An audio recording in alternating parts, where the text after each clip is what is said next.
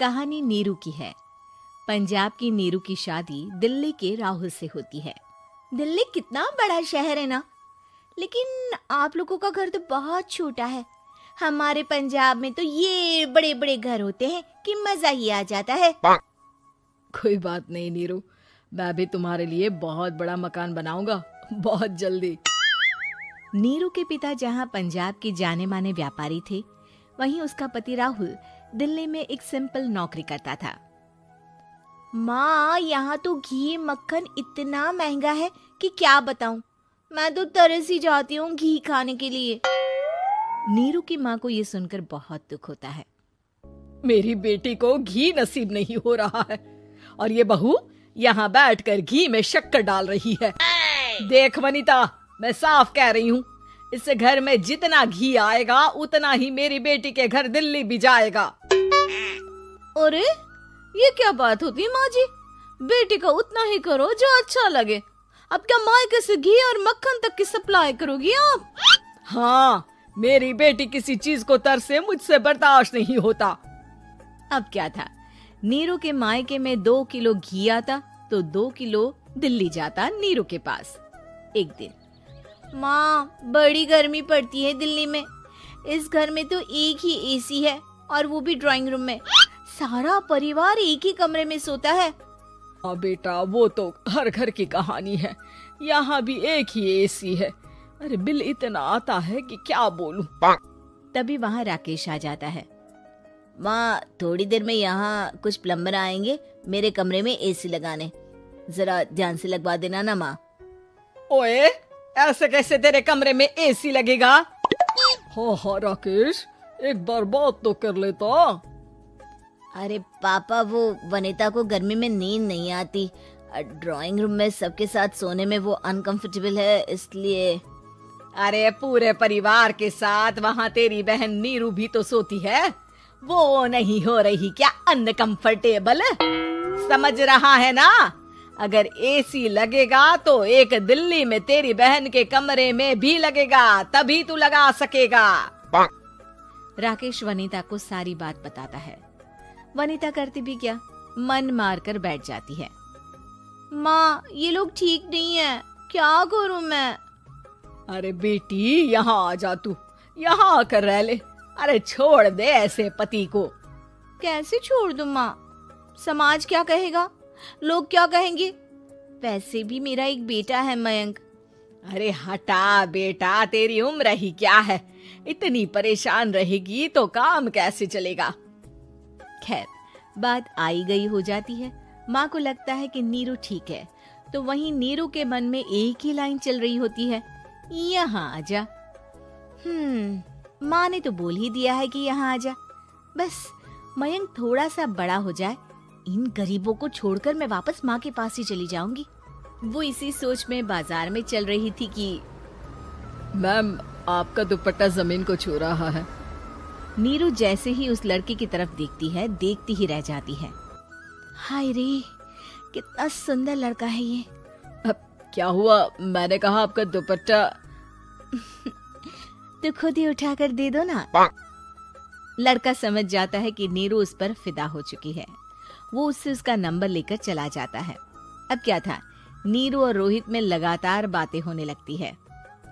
मैं हरियाणा का रहने वाला हूँ, यहाँ एक बड़ी कंपनी का मैनेजर हूँ। अच्छा, और कितने बच्चे हैं तुम्हारे? बच्चे? अरे मेरी तो शादी भी नहीं हुई है।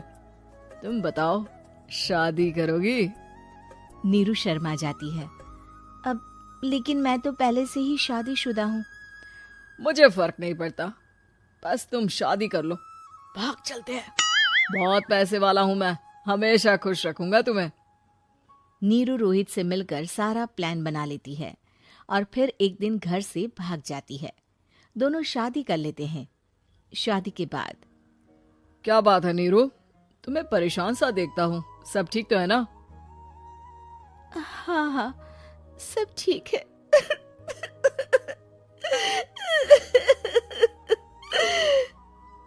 ये कहते कहते ही वो रोने लगती है। अरे क्या हो गया, रो क्यों रही हो? मैंने तुमसे एक बात छुपाई है और वही बात अब मुझे परेशान कर रही है। रोहित, मेरा एक बेटा भी है, उसका नाम मयंक है। क्या बात कर रही हो? ये तुमने मुझे पहले क्यों नहीं बताया? देखो नीरू, मेरी माँ को मैंने ये नहीं बताया है कि तुम शादीशुदा हो। बच्चा मैं मैनेज नहीं कर पाऊंगा।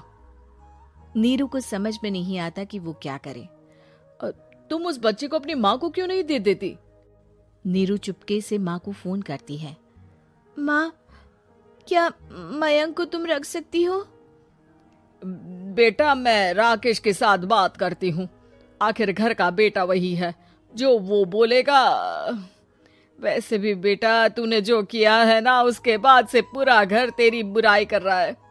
मैं भी अब किसी से तेरे लिए लड़ नहीं सकती। राकेश बेटा, नीरू ने तो जो किया बहुत ही बुरा किया, लेकिन मैं सोच रही थी कि क्यों ना मयंक को हम यहाँ ले आए। तभी वनीता बोल पड़ती है। वाह जी, ऐसे कैसे यहाँ ले आए? यहाँ क्या भंडारा भरा है?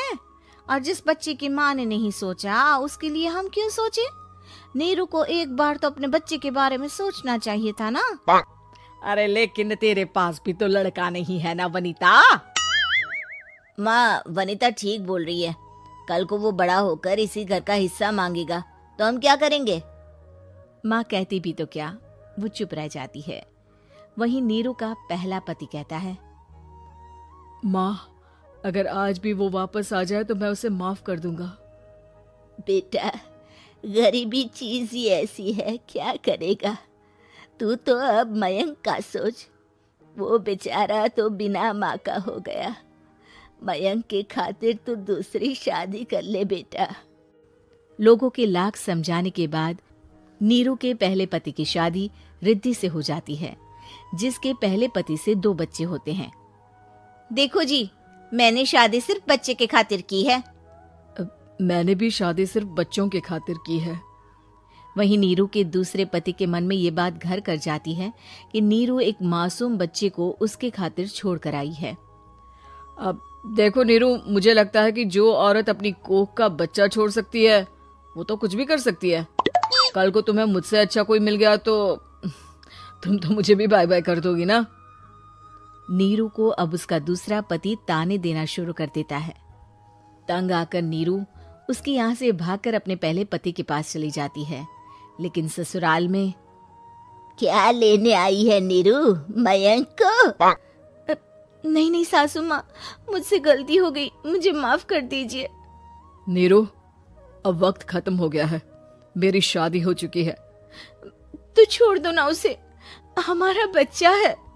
मैं आपको अपनी माँ नहीं मानता, मेरी नहीं मान तो बात अच्छी है। नीरू मयंक की बात सुनकर समझ जाती है कि उसके पास अब न आसमान रहा ना ही जमीन।